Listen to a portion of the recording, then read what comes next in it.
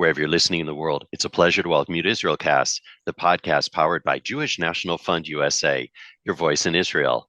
I'm Steven Shalowitz. First, remind you that for over 120 years, Jewish National Fund USA has been the premier philanthropic movement for the land and people of Israel. While best known for planting trees in Israel, JNF USA contributes to Israeli life in so many ways, including community development in the Negev and the Galilee, preservation of heritage sites, supporting people with disabilities, and connecting high school and college students to Israel. To learn more and to see how you can contribute, do visit jnf.org. Once again, jnf.org. All right, as for this episode, our featured guest is Amotz Eyal. He is the founder and CEO of Tazpit Press Service, or TPS. It's the only Israeli newswire agency. Now, managing 420 citizen volunteers across Israel and 10 staff members, Amotz and his team are the official news source for all Israel-related content in a growing number of countries around the world. He wears many hats, and we're going to be talking about them in the course of our conversation, which begins right now as Amotz joins us now via Zoom from Jerusalem. Amotz, welcome to the program. Hi, welcome. Thank you, Stephen. All right, it's so great to have you aboard.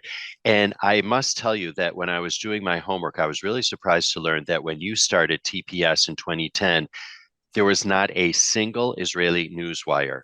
So virtually all media coverage of Israel came from four sources like the AP and Reuters, or one of the 9 Palestinian news agencies. So let's start there. Let's start with the story of TPS. So first of all, I have to say that I was also surprised. I grew. I started TPS without knowing the whole media side, or like the behind the scene of the media, and I learned it in every day that I work in this field. I'm learning more and more. I started TPS when I saw the needs in the organizations that can really document what happened in Israel. We always see pictures that coming from Israel and show terrible things, and I ask myself, why all the pictures, why all the videos that coming from Israel is negative to Israel? Because I live here, I know what happened here. I know that the Israelis helping and trying to help the most that they can to their neighbors. They're doing a lot of effort to promote other nations. Why all the media or coverage or the pictures and videos are negative? So I started by giving cameras to people around Israel. I gave them cameras and asked them a simple thing. I just asked them, please, when something happened, go there, open your video camera and record the whole scene. And almost every event I saw that I'm getting a different video from what people was used to see. And I understood that the people that document the pictures, the videos on the field, came with specific mindset, specific narrative that said, we want to tell the story that the Israel and the Israelis are the bad guy. And when they were just by himself in every event, they can decide what you will see. Like how you complain, how you can prove that something didn't happen when you never been there. You never had the documentation that's showing something else. So that was the beginning of TPS, focus mostly on videos and pictures. Why do you think Israel never had a newswire service up until then?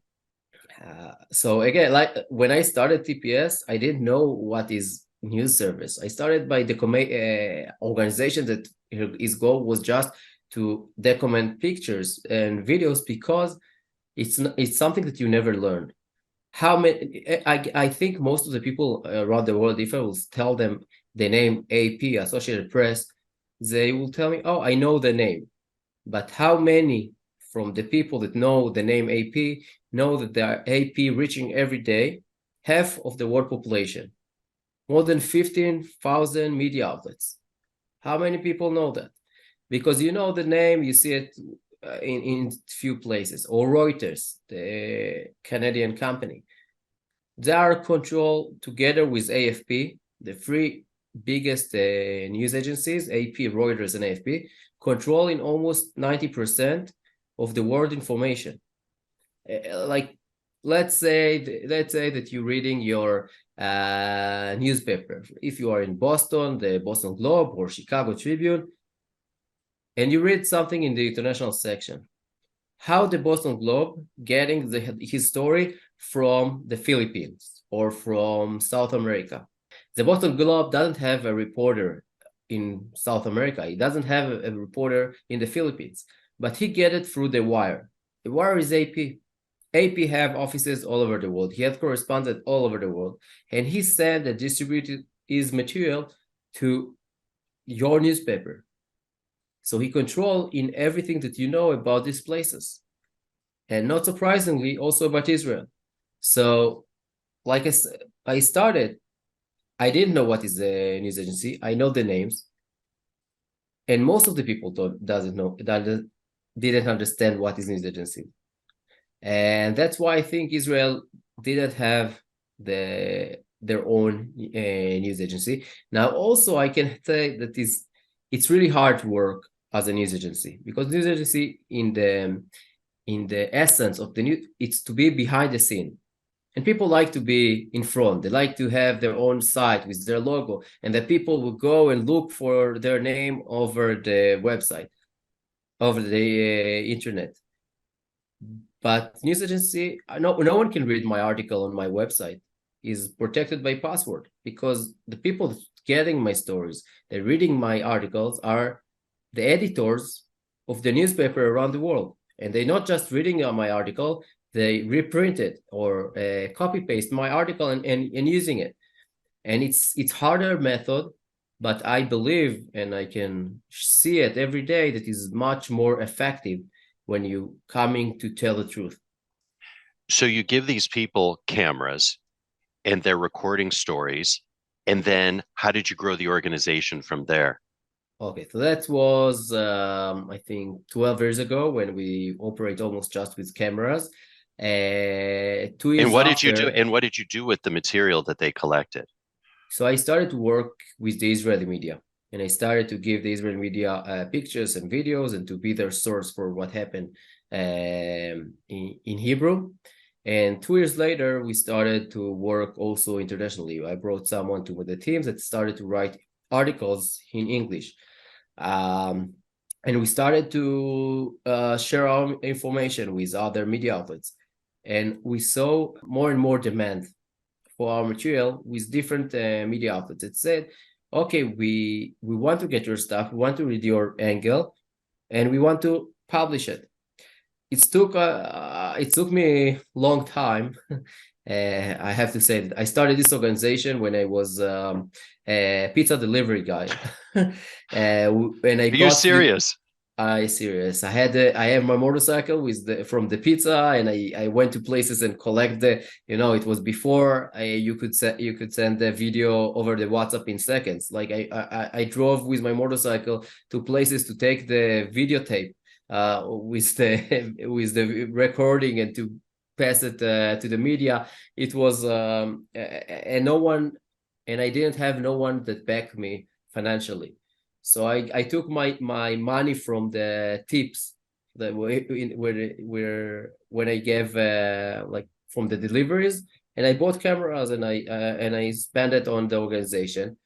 So our TPS grew slowly, but because the demand, because it was so needed, we got to where we are now. And I think we are in a really amazing point that I know, we have a lot of organizations that talking about fighting the fake news or fighting the bias in the media. And I think that I'm happy to say now that we understand that we're not fighting the bias in the media.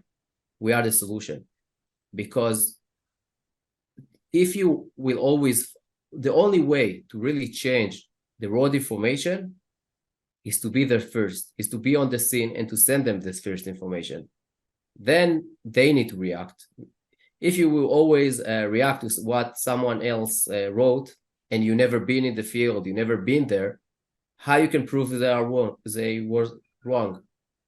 So TPS, the method of TPS, and we didn't spoke yet what is the method exactly, but the method of TPS, the fact that we are first in the field, and we can distribute our material to hundreds of million people around the world, and soon we can start and speak about billions of people around the world every month. This is the solution. This is a new way, or the way that you can really give trustful and truthful news worldwide.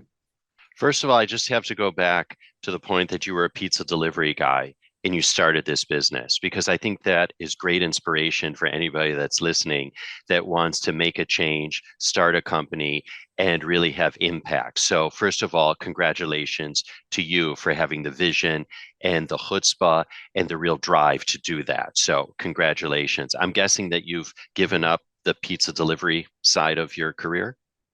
I'm not sure that completely. It's fun from time to time. No, my background is, like you said, I had the Israeli chutzpah from a young age. I was 12 years old when I appealed for the first time to the Israeli court, Supreme Court, in Israel, because For what? For the Israeli soccer team, football, the Israeli football, soccer in the English, in the US English, play just on Shabbat. And my family are observer, and I play soccer, and I couldn't go and play, and they couldn't come and watch me playing. And also I wanted to go to and watch games, and it was just on Shabbat. So I went to the Supreme Court and asked them to give opportunity to teams that want to play on the weekdays.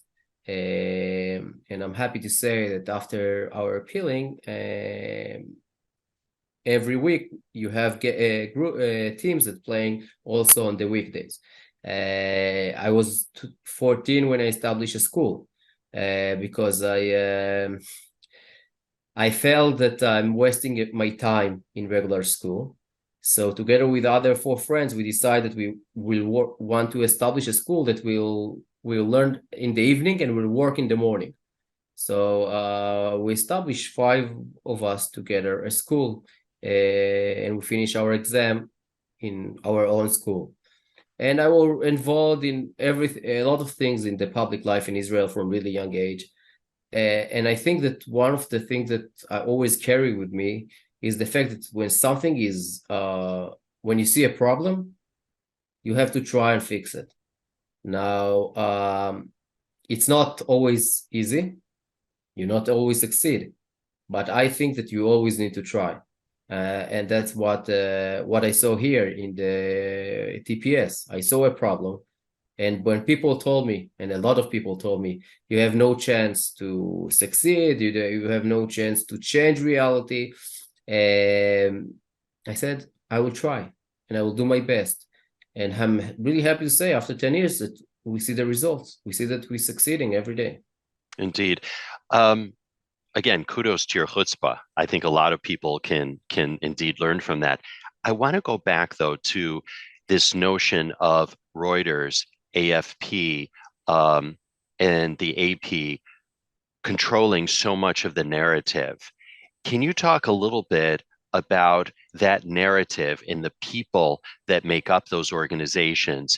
Do they come with, and I know that my question is actually probably biased, but do they come with their own set of biases when it comes to their reporting on Israel? Because I've spoken to so many journalists, and they, as they say, if it bleeds, it leads. And so they tend to look for those types of stories and create those types of angles in their editorial. And I'm just wondering if you can weigh in on that. So first of all, if it bleeds, it leads, but we also bleed. And why, when Israeli bleeds, it's not headline like when the Palestinian side bleeds. And this is a question that I think one of the best articles to read about it came from Mati Friedman.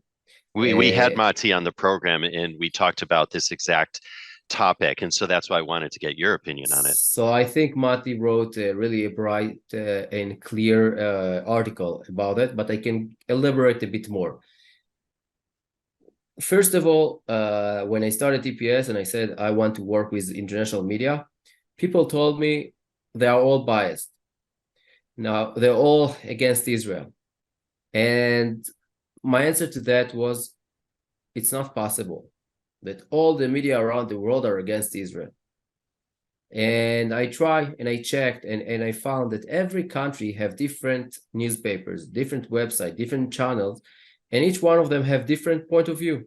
And it's good and it's healthy.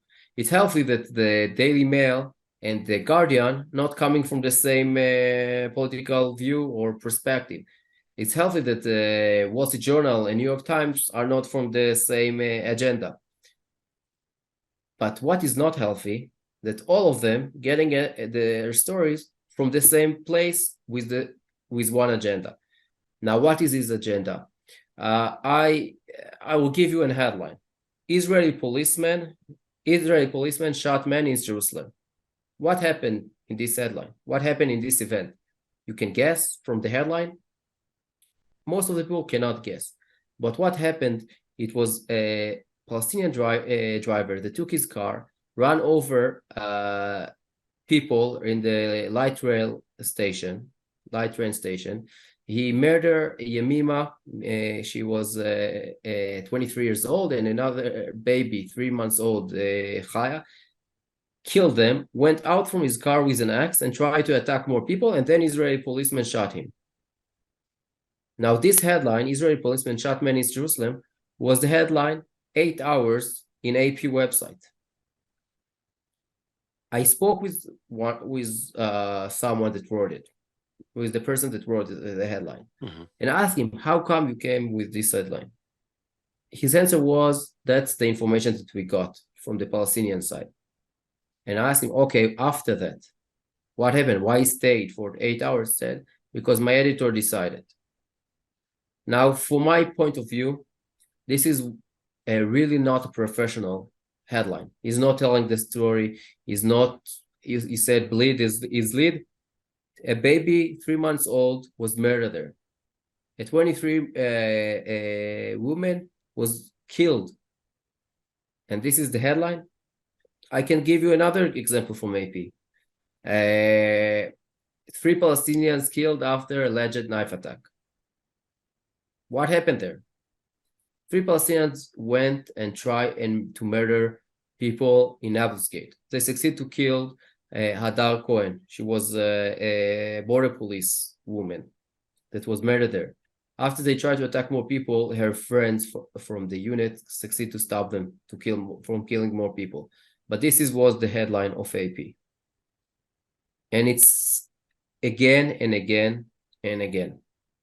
And I really believe that is coming with a reason. It's not by mistake. The fact that they're not calling terrorists is because they have agenda. The fact that every article that they wrote about Gaza, they finished with the paragraph that counting how many people Israel killed in Gaza, regardless what the article is about, and regardless who are the people that was killed, if they are terrorists, not terrorists, it's coming with agenda. And I think it's really important to know that. Now, if people really need to understand what is the background of that, and I would recommend to try and check the article from The Guardian about the background of AP. It's not just the background. It's about AP in the Holocaust, how they work there, how AP work with North Korea, how they're working in places that almost no one have an access. In both of the cases, in North Korea and in Germany, they work there because they agree to work under certain rules from Hitler or from North Korea regime. And they got the access. So they were the voice in these cases of these regimes. And again, it's not me saying it. It's a research, and again, I really recommend to try and check the article over The Guardian. And they also have that arrangement in Gaza, don't they? That's something that no one wrote about it, no one exposed it yet, but I would not be surprised if that's the case. And that's what my feeling. I wrote an opinion piece about it after Israel bombed the building where AP headquarters was, and under AP was Hamas operation and room, and AP work in the same building and never cover it. Now, why, how? It can be, it's just a guess, but this is my guess based on their backgrounds. And it's not only AP, though, but all news organizations that are going into Gaza, whether it's during a conflict period or not, are going to have a relationship with the authorities there. And the authorities are going to say, you can shoot this, you can't shoot this, and you have access to this, but not to this. And that's what keeps them there. It's that agreement. We saw it in a few cases. We saw Indian TV crew that were able to publish videos that they shoot just after they left Gaza, because they were really afraid. They was afraid to publish it when they were staying in Gaza from Hamas. So yes, it's when someone watching news from Gaza, you need to understand that behind the cameraman staying a Hamas person with a gun. Unfortunately, a lot of the media cooperate with that and agree to cover, and they don't see the problem in this coverage.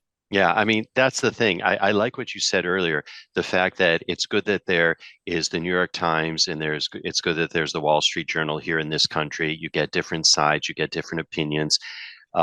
We live in a country with free speech, but there's a difference between free speech and speech that's overly editorialized and speech that isn't accurate, right? I mean, it's the accuracy that needs to be addressed.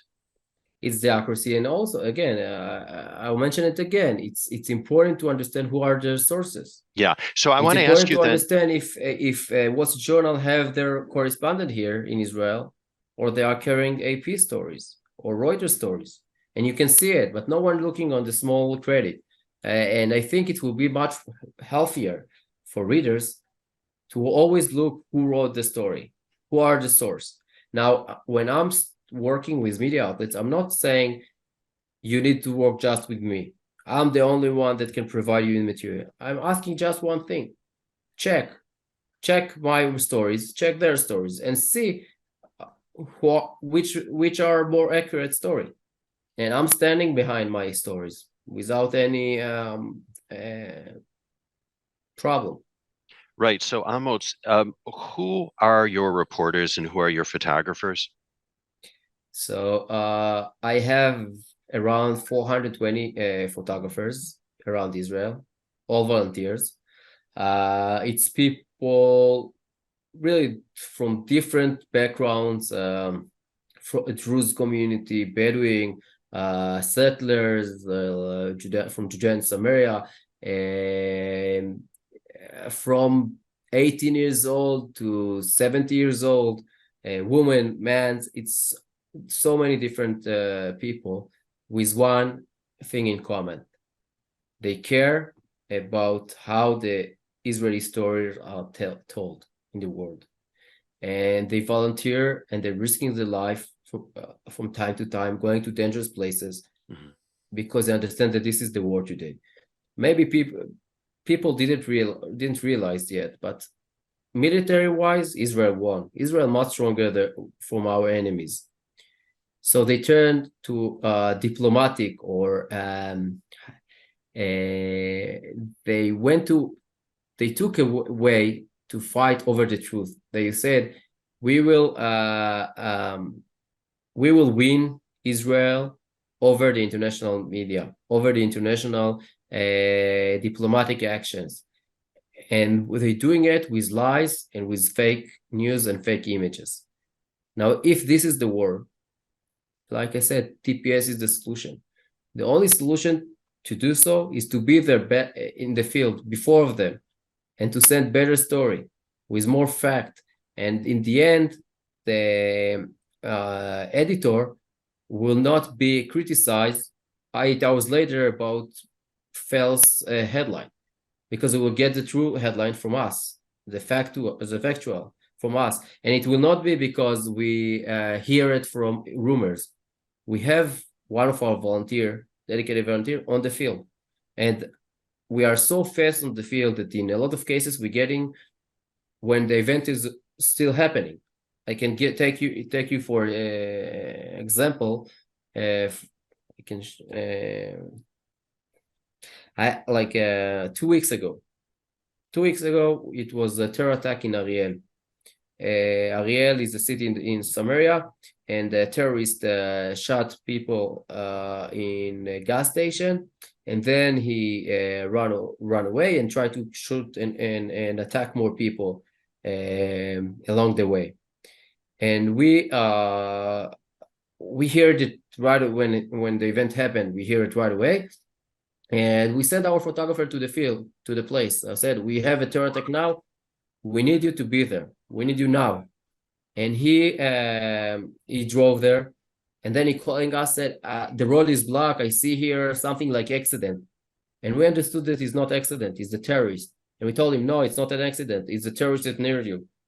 So our photographer went from his car with his camera, but also with his gun, and succeeded to stop the terrorist from attacking more people. This is our people. They understand that we are in a war, and we understand that the weapon today is the camera, because it's the war of the truth.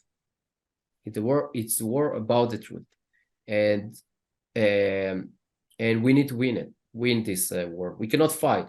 Again, I hear it a lot from different organizations that say that we need to fight the war. We don't need to fight.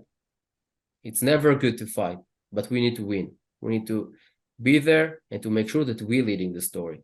And the other side after that need to explain himself.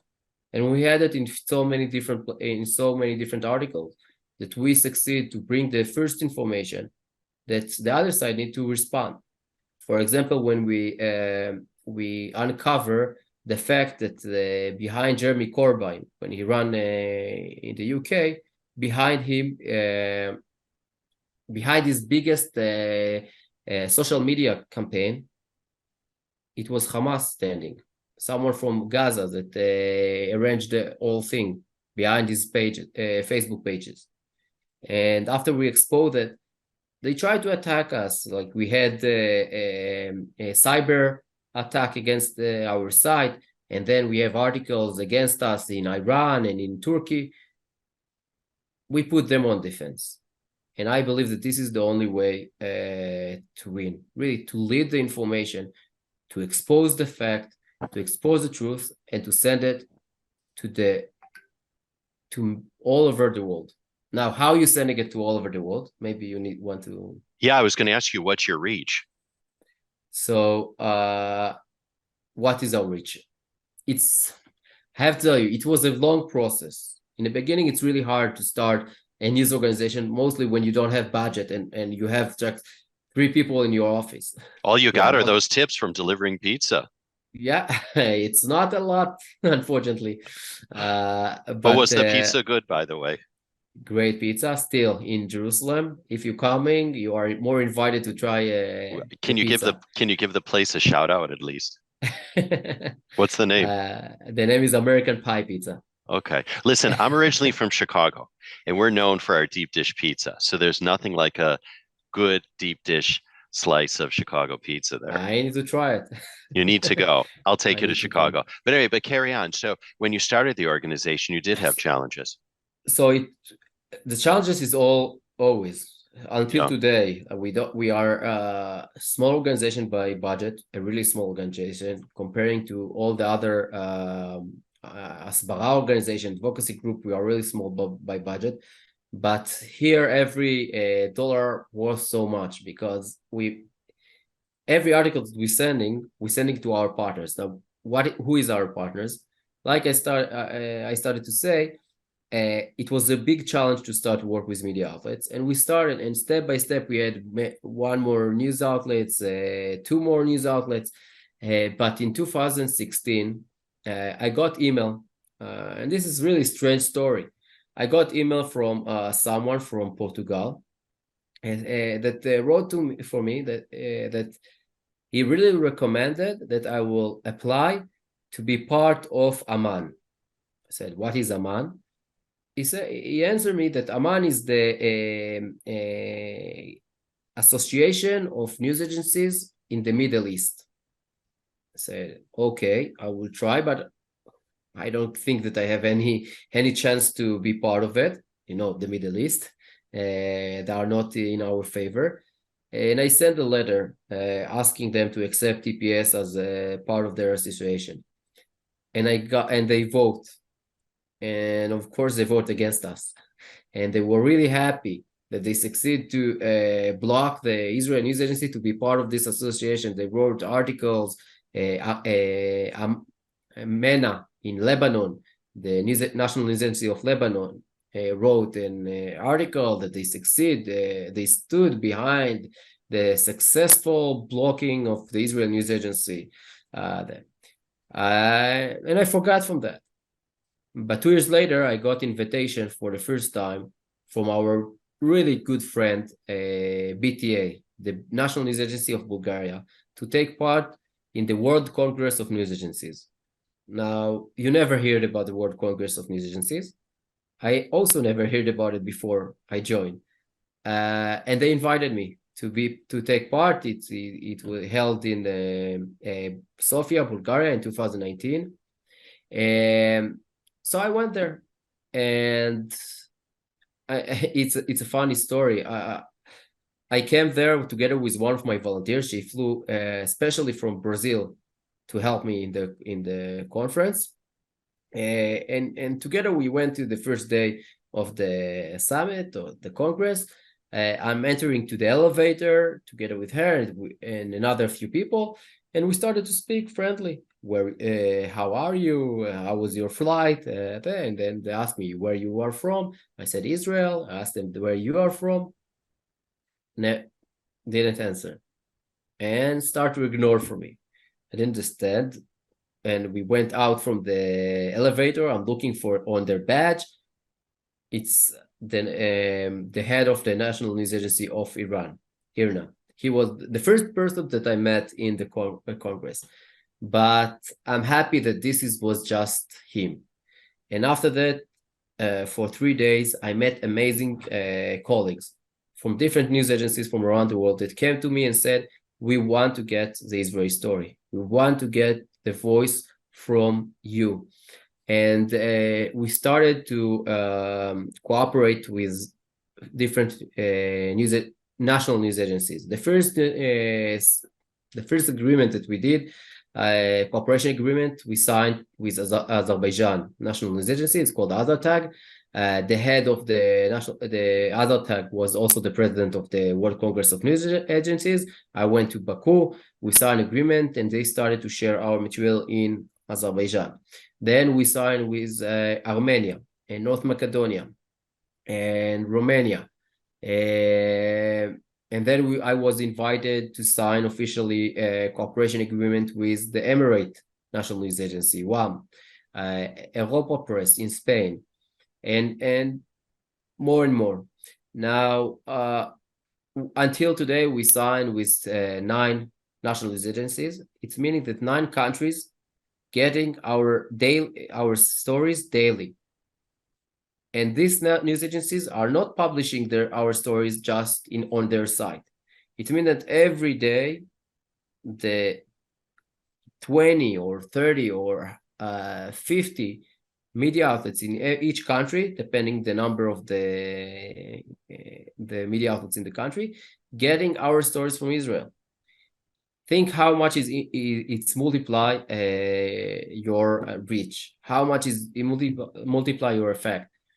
Now, 2 months ago, we were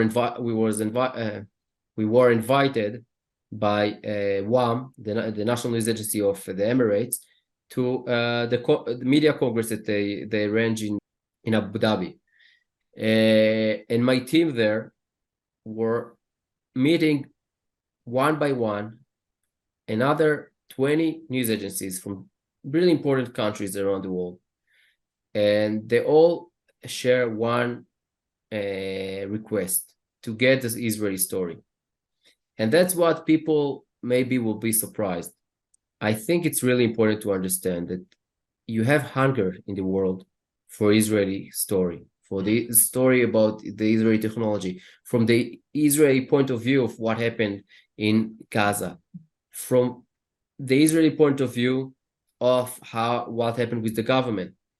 They want to see the Israeli story. Now, after the conference in 2 months ago, we already signed agreement with the biggest news agency in India, Ani, and we are sharing our material to around 100 media outlets in India. In the next few months, we're going to sign agreements with more than 15 other news agencies. And again, I will say, the fact that I'm signing agreements of cooperation with a news agency, it's mean that I'm all the media outlets in the country almost can get my story and use my story as a source in Israel. So we're becoming here, really in these days, the source for all the information around the world about Israel, because they're looking for our material. So we got you at a good time. Really good time. We are really I will say we are in a tipping point that in the next few months we can get to more than 1 billion people around the world monthly, and it's and this is a game changer. This is not like when people thinking about hasbara. Okay, what is hasbara? Hasbara or advocacy. Explain that though for our non-Hebrew speakers. So let's say advocacy. What is hasbara? Hasbara is like advocacy, but the term hasbara in Hebrew, or the translation for hasbara, is explanation. Yeah, it's this is the hasbara. The advocacy in Israel built on explanation. And they also use the word hasbara for public relations. Yeah, for public relations, it's hasbara. It's to explain. Right. But what you explaining? You always explaining what other wrote. You try to explain that they was wrong. You don't need to explain. You need to give the news. You need to give the straight fact from the field. The other side need to explain after that what he's doing. We are not need to be on the defensive. We are doing the best that we can in Israel to lead and to make the world better. The world needs to know it. Again, I will mention JNF. How many people around the US supporting amazing operations in Israel and around the world to help communities, to help the Bedouin communities, to help the Jewish communities, to help the agriculture here, because they care. They're trying to do good things, but the world need to know it. I will tell you something that happened, like when the war in Russia and Ukraine started. It was a lot of bad articles against Israel in Ukraine, about Israel refusing to give support to Ukraine. And we approached right away to Ukraine Forum, the National News Agency of Ukraine. And we told them, this is not the case. Here, take our stories about the operation of people here in Israel, how they trying to help Ukraine, how they trying to help the people there with equipment, with life-saving. The field hospital. The field hospital. And we wrote these stories. And they published our stories. And we saw how our stories are picked up by many media outlets in Ukraine, and changing the reactions of people about Israel. And we see it in every operation in Gaza, in every event, a big event that happened in Israel, the fake news or the biased headlines, they lead anti-Semitism. They lead action against Jews around the world. The solution for that, is mostly to give the truth and to live the truth. I don't know if your episode is going to appear before or after my interview with Olga Deutsch from NGO Monitor, but I invoked the late Chinese paramount leader Deng Xiaoping in that interview, and I'm going to invoke him right now. He used to use a Chinese expression in Mandarin is shi shi qiu shi, which means seeking truth from facts. And that's what you're trying to do, is to seek truth from facts and to share the truth with people from facts that are based on what people are seeing really on the ground versus some other person editorializing what is indeed going on. I want to go back to that conference, though, in Bulgaria. Did you meet any other people from the Middle East, from your neighbors? And if so, what were those experiences like? I met a lot people from the Middle East, and one of them that is, you have also association of the Muslim news agencies, and the head of the Muslim association came to me back then and said, I really want to work with you, but unfortunately I cannot. In my country, and I will not say which country, if I will work with you, I will be under fire, and they will I will fire right away. But I hope that in the future we'll be able to cooperate. And when I met the person from the Emirates, he kind of told me the same. That's why right away when Israel signed the peace agreement, day after, we already discussed about cooperation, because we started our discussion a year and a half ago in Bulgaria. And that's why our partnership now is really strong. And when I spoke in Dubai, when I went there and signed the agreement, in my talk, I said, sign agreement of peace, it's really important, but it will not help if we will not share the truthful information. And if you really want to base the peace deal or the peace agreement, you need to make sure that people know the truth one on each other, and they are not getting lies day after days. So I'm just wondering, Amotz, when an editor, say, for example, in Madrid, is getting your information on a story and is getting coverage from, let's say, AP on the same story, and they're seeing disparities, do you ever get a call, or what is that dynamic like? I don't know if you ask about Madrid for a reason or not. I slightly did. Okay. Well, because I mean, I happen to know that, they're not exactly predisposed to Israel. No, because one of the best examples that I have is about Madrid. Oh, is it? Okay. Yeah. I didn't know that. I was just knowing how they have reported on Israel before. So like I said, I didn't know if you asked specifically about Madrid because Madrid, but I have to, I have example. And 2 years ago, it was a bomb that was exploded in Gaza. Hamas published or criticized Israel and said Israel killed 3 fishermen.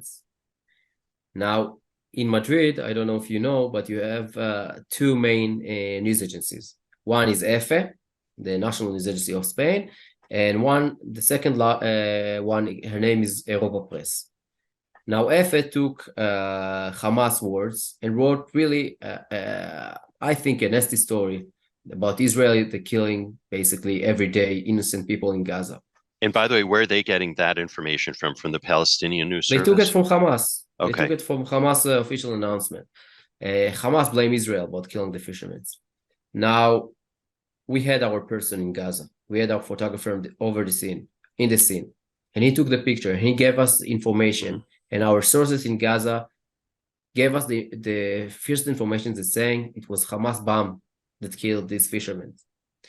And we wrote this story and we sent it to our partner, Europa Press, the second largest news agency in Spain. And we sent it 40 minutes before EFE because we were there. We were on the scene.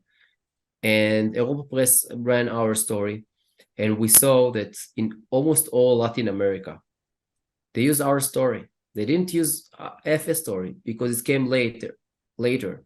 Now, this is like I said, this is the solution. The solution is not to condemn Efe about writing an ST article, and then they will change it 8 hours later. And they change it 8 hours later. But in most of the cases, if they were the first one to send the story, they maybe will change it on their website, but all the other sites will keep their article. And also, if they change the article, who cares? It's 8 hours later. No one reads the story from 8 hours later. But the fact that we were the first one to send our story with the picture from the field to more than 30 different media outlets in South America, this is our story, not FF, from beginning, with the truthful fact. And this is what we're doing. This is our goal. And it's happening every day. Now you ask about what they will do. This is what they do. They choose our story. But another example, when when Hamas shot missiles against Israel and Israel responded, it was I think in September 20. I got a phone call from our partner in Azerbaijan. They said, we got story from Wafa, the Palestinian news agency, the official Palestinian news agency. We got story about Israel shooting Gaza, but we want to see your article before we running this article. And we sent them our article, and they picked our story. And this is the reaction in a lot of places. And this is just the beginning, because we know for fact that media outlets worldwide looking for our material because they see our professional pictures, our professional videos, and our factual articles. Now, the question is how big we will be to be able to supply them everything. Two of the biggest news video distributors around the world already reached to us and asked to get our stories daily. We are waiting to have a strong enough video team to be able to work with them. It's mean that hundreds of TV channels will get our news daily. And it's mean that hundreds of million people around the world will get the Israeli story from Israeli organization. It's not a fight, it's changing reality. And that's what TPS is about. Not about fighting again or condemning other or doing watchdog to news agencies, to news outlets. It's about leading the story and giving the fact from the field to all around the world. And when I told someone 10 years ago that I'm going to work as an international news agency and to supply it to all of the world, he laughed. But it's happening. It's happening in these days. And in the next months, we're going to get to 1 billion people. And in 4 years, we can reach to more than 80 countries around the world and to be their source about what they read in Israel, about Israel. Do you have relations with any outlets here in the United States? We have. I don't want to mention all here, but we're still working on more but I don't want to mention specific names. I don't think it will make them. First of all, congratulations on everything you've done so far, and I can't wait to have you back to share your further successes, because clearly you are really at a tipping point right now. For our non-Hebrew speakers, talk about the name. How did you select Tazpit?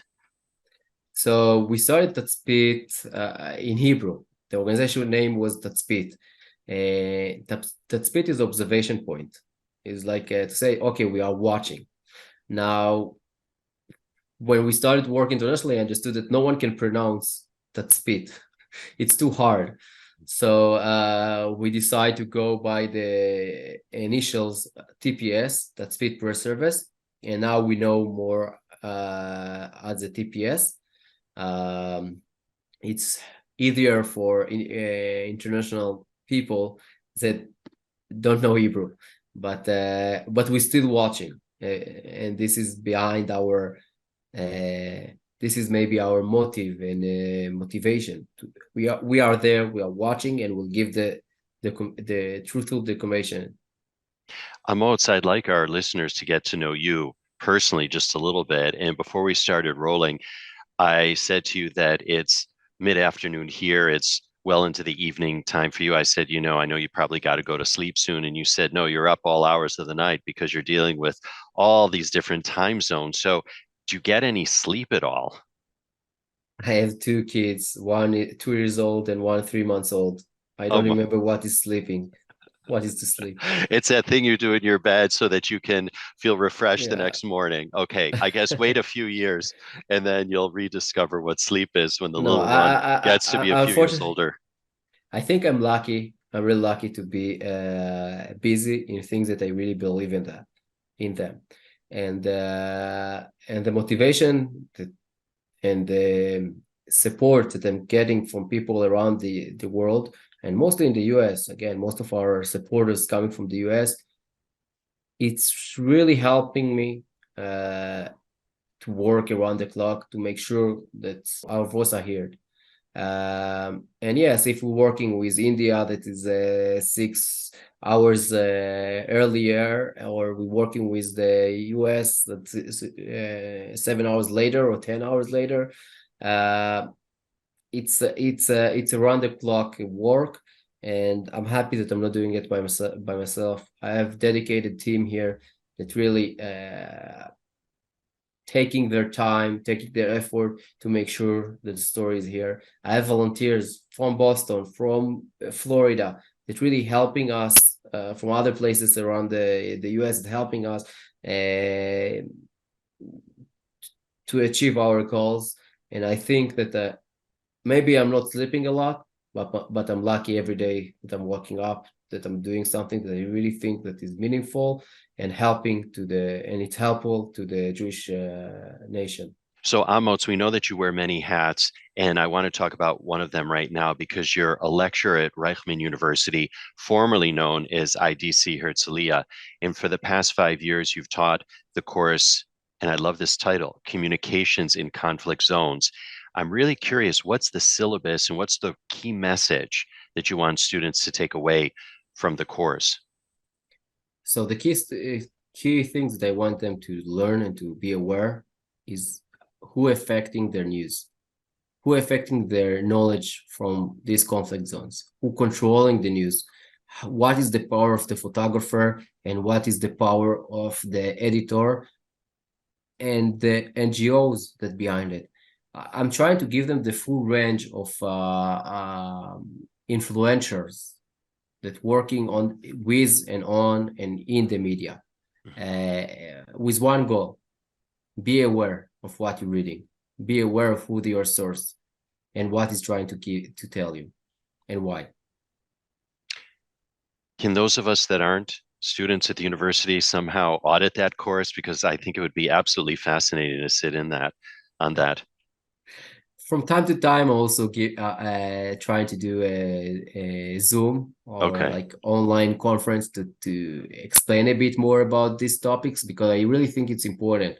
I think that each person today need to be much more aware. We have we are in the day that we're checking everything that we eating.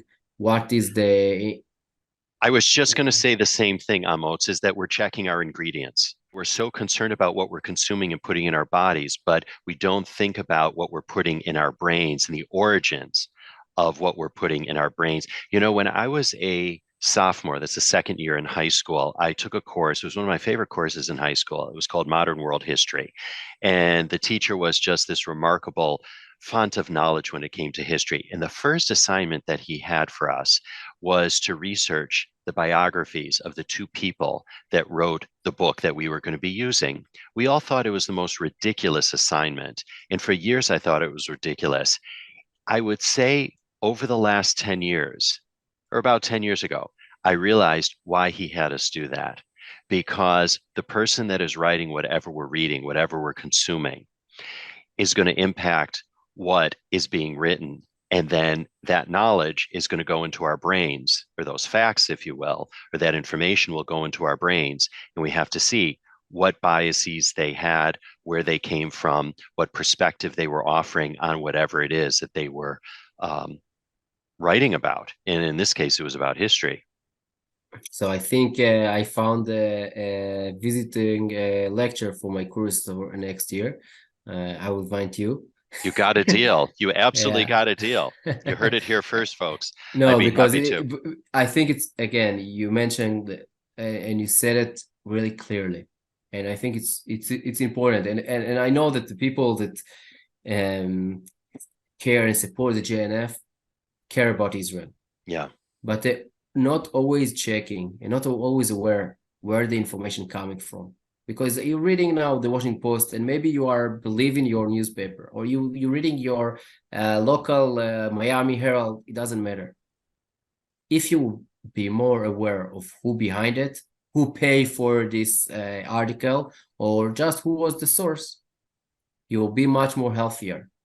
And yeah, I think it's completely rely with the way that we're eating today. Yeah. Need to be the way that we're reading today. And it's a good idea to absorb and to engage with multiple media sources, and then to make up your own mind and to check in both and to fill in the blanks, if you will. If you're checking the source. Mm-hmm. Because like I said before, in a lot of cases, it doesn't matter how many media outlets you will compare. I They agree. came from the same source. And I said, and that's again something that I'm showing in my lectures in the university. Mm-hmm. And I'm giving it as example right-wing newspaper and left-wing newspaper, and right-wing TV and left-wing TV, Democrat and Republican. And I'm showing that in the end, they're coming from the same source. The story coming from the same source with the same headline. And it's not because they're thinking the same. Yes. They don't have other source. And one other point that I want to make, and then I have one other big question, then we're going to push off, because I know you have absolutely so much that's on your plate these days. It's the language that's used as well, because I don't want to say which network and I don't want to say what the story was, but they were talking about somebody in the previous administration here in the United States who may have seen something. Okay. And they use the word may. And they had probably about a 10-minute segment on this particular story that was a may, right? It wasn't a fact. And I thought to myself, why don't you do your homework first and get to the bottom of it? Because you are a journalist after all, rather than talking for 10 minutes about a hypothetical that may have happened. Unfortunately, we see it more and more that journalists today are lazy. They're sitting on their chairs and waiting to their information to come to them. It's a lot of PR firms that involved, and a lot of spokespersons that pushing their stories. We need more journalistic, investigative journalism. And that's one of the things that we are really putting our effort in, to make sure that we bring the story from the source, from the people that when you need to search for the story, mm-hmm. It means that it's more important story. Because a lot of the stories and the news pieces today is from people that working and copy pasting others, or see something on Twitter, someone that said something on Twitter. It was on Twitter. It's not that you did hard work to find it. And this is something that we're trying to do different.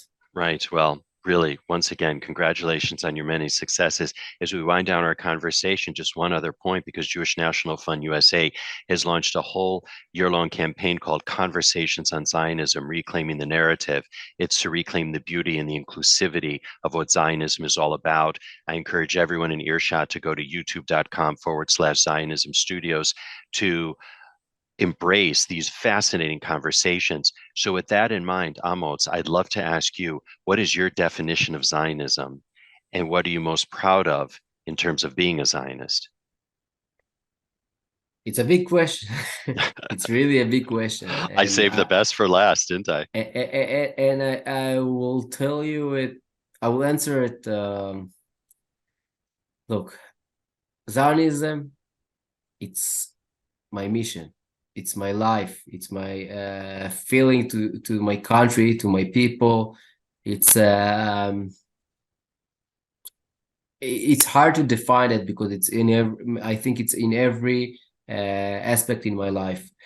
Jerusalem is Zionism, and the Jewish people it's part of the Zionism, and it's the movement of us as the Jewish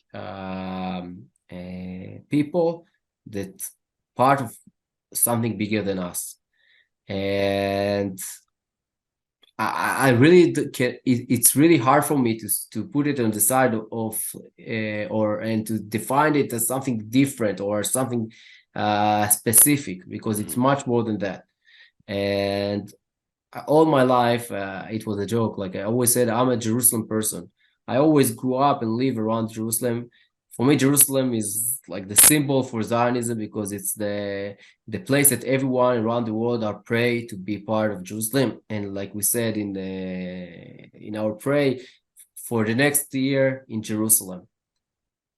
But it's not just Jerusalem. Jerusalem is Zion, but the willing or the wish to be in Jerusalem, the wish to be in Israel, it's not just to be in the place, it's to be part of all of us together in Jerusalem, the strong Jewish nation together in Israel, in Jerusalem. And this is just part of the next step that's saying from Zion, the Torah will go to all over the world. So what is Zionism? Zionism is the place that we need to all be there and be strong, and then to share it with all over the world. And it's everything, basically. All right. Amotz Eyal, we're going to leave it right there. This was an absolutely fascinating conversation, and I am just so incredibly happy to have you join us here on this episode of IsraelCast, and I can't wait to see you in person to continue the conversation before too long. So thanks so much again. Thank you, Steven, and I'm pleasure to be here. Thank you. All right. Thank you. And we'll have info about Amotz and TPS on the show notes page of our website, jnf.org/IsraelCast. And before we move on with a little housekeeping, just want to remind you what we just spoke about. The Jewish National Fund USA believes the time has come for us to reclaim the narrative, take ownership of the word Zionism, and show the world how beautiful and inclusive and inspirational it really is. So do join Jewish National Fund USA's Conversations on Zionism, Reclaiming the Narrative. It's a whole year-long campaign, and we urge you to check out these wonderful, fascinating, and very educational and inspiring conversations at youtube.com/Zionism Studios. Now, of course, we do release new episodes of IsraelCast every other Wednesday. And just so you never miss an episode, subscribe to us wherever you get your podcasts. It's so easy. Just search for IsraelCast. And don't forget to rate and review us, because that really helps us with our rankings, which in turn makes it easier for more people around the world to find us. Or you can always enjoy the show by visiting us at our website. Once again, it's jnf.org/IsraelCast. And as I say, it always takes a homo shop to put IsraelCast together. For that, we thank Vivian Grossman, Dara Shapiro, and JD Krebs. Our editors are Jay Rothman and James Casada from Miratone Studios right here in the very heart of New York City. And the music that you hear at the top until the program is titled My Eden. It's by the very talented Rafi Malkiel from his album Water on the Tzaddik label. IsraelCast is powered by Jewish National Fund USA, your voice in Israel. And for more info about JNF USA, do visit jnf.org. And if you'd like to write to us with story ideas or just to say howdy, I know we'd all love to hear from you. So do email us at israelcast@jnf.org. Meantime, I'm Steven Shalowitz, thanking you for tuning in and looking forward to having you join us on future episodes of IsraelCast.